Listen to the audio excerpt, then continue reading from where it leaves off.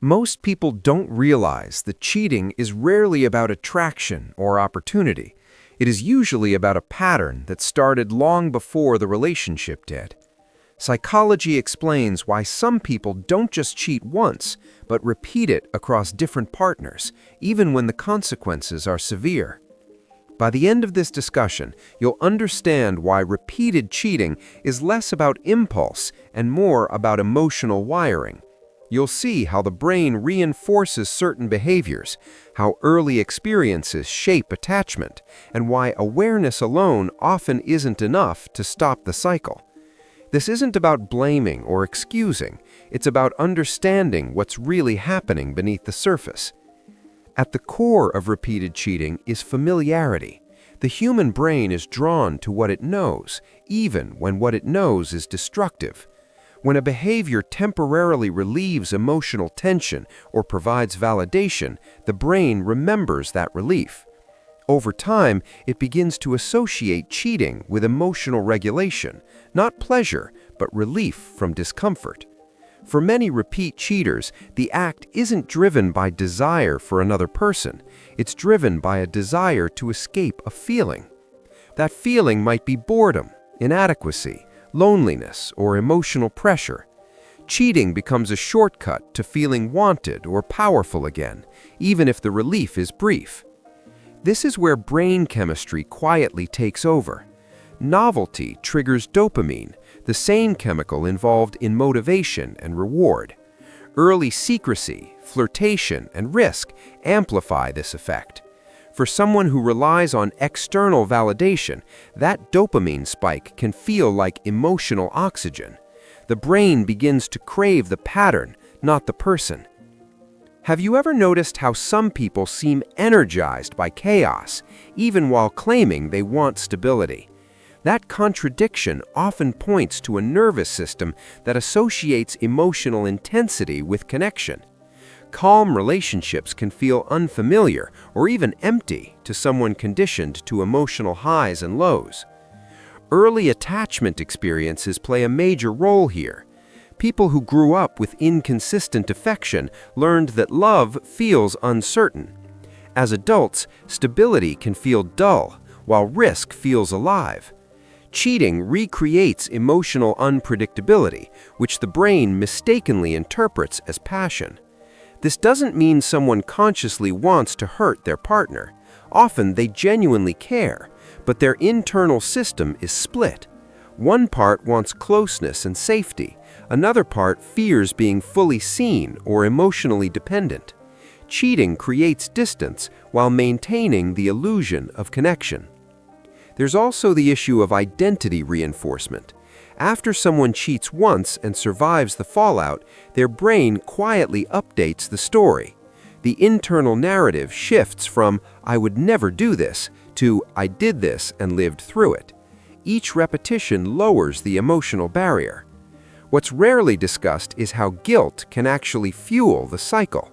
Guilt creates stress. Stress increases the desire for relief. If cheating previously provided escape, the brain may reach for it again under emotional pressure. This creates a loop that feels irrational from the outside, but logical to the nervous system. Consider how this shows up in real relationships. A partner might notice a pattern where things improve after a conflict, then slowly deteriorate. Emotional distance builds. Instead of addressing vulnerability directly, the cheater seeks validation elsewhere. The relationship becomes a background comfort rather than a primary emotional space. Another overlooked factor is emotional avoidance. Some people lack the tools to sit with discomfort or communicate unmet needs. Cheating becomes an avoidance strategy. It allows them to bypass difficult conversations while still feeling wanted and affirmed. Ask yourself this quietly. Is it easier to chase attention than to risk being rejected by someone who truly knows you? For many repeat cheaters, the answer is yes, even if they don't consciously admit it. Power dynamics also matter. Cheating can temporarily restore a sense of control. In moments where someone feels inadequate or unseen, secret attention can feel empowering. This doesn't come from confidence, but from insecurity, seeking compensation. There's a common myth that repeat cheaters are fearless. In reality, many are deeply afraid of emotional dependence. Cheating creates an exit strategy. It keeps one foot out the door, even when they claim commitment. This reduces vulnerability while maintaining connection. Social reinforcement plays a role too. If cheating is normalized in someone's peer group or past environment, the behavior feels less transgressive. The brain mirrors what it observes. Without strong internal boundaries, repetition becomes easier. Another subtle driver is self-concept. People act in ways that align with how they see themselves. If someone begins to identify as someone who messes things up or someone who can't stay faithful, the behavior reinforces the identity. Breaking the cycle then requires changing the self-story, not just the behavior. Here's a surprising insight. Many repeat cheaters are not chasing pleasure, they're chasing regulation. They don't feel grounded in their own emotional state, so they seek external stimulation to feel stable, even temporarily. This explains why promises alone rarely work. Willpower is no match for a nervous system seeking relief. Without emotional awareness and new coping strategies, the brain returns to what it knows under stress. In work environments, this pattern can look similar: avoiding accountability, seeking praise from new sources, or abandoning projects when discomfort arises. The underlying mechanism is the same: escaping emotional pressure rather than confronting it. It's important to note that not everyone who cheats will cheat again. Patterns repeat when the root cause remains unexamined. Awareness without emotional skill building often changes nothing. So what actually breaks the cycle? It starts with emotional tolerance, learning to stay present with discomfort instead of escaping it, developing the ability to ask for reassurance without shame, building internal validation instead of outsourcing it. It also requires confronting the fear beneath the behavior: fear of abandonment, fear of being ordinary, fear of emotional exposure. Until those fears are acknowledged, the behavior continues to protect them.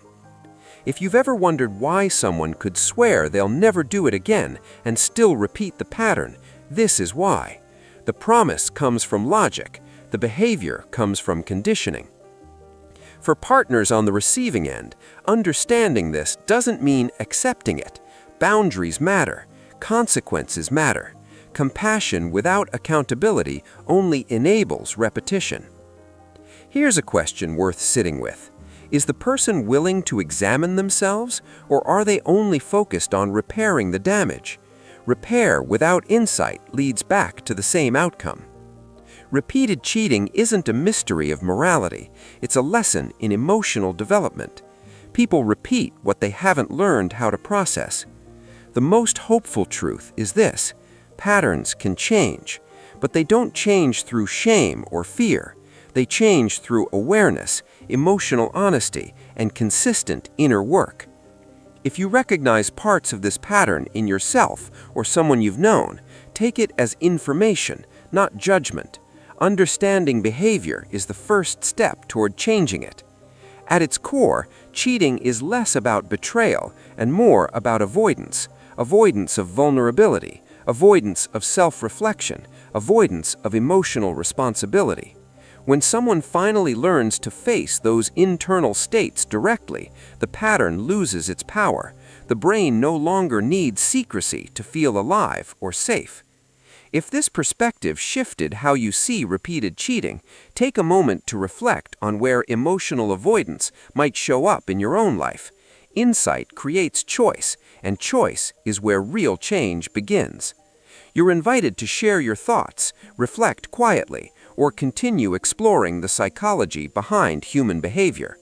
Understanding patterns doesn't just explain the past, it shapes what comes next.